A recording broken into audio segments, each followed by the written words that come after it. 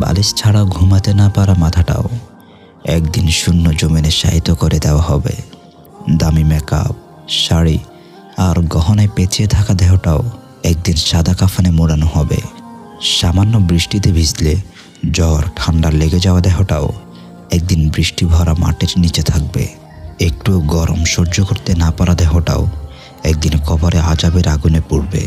একা একা অন্ধকারে থাকতে ভয় করা, ভূতের ভয় করা দেহটাও একদিন অন্ধকার ভয়ানক গহীন কবরের ভেতর পৌঁছতে থাকবে।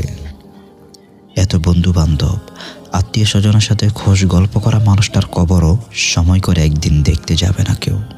দিনে 100বার শূন্যতা অনুভব করা অথবা ভালোবাসি বলা মানুষগুলো মৃত্যুর কিছুদিন পর থেকে আপনাকে আর মনে করবে না। কোটি টাকার সোনার হরিণ রেখে গেলেও সেটা কোনো কাজে দিবে না, কেননা এই ধরনীতে সবাই শূন্য হয়ে আসে, শূন্য হয়ে ফেরত যায়। সেদিন হাই হতাশ করিও কোনো লাভ হবে না, কেননা আপনি আপনার রিজিক ভোগ করে ফেলেছেন।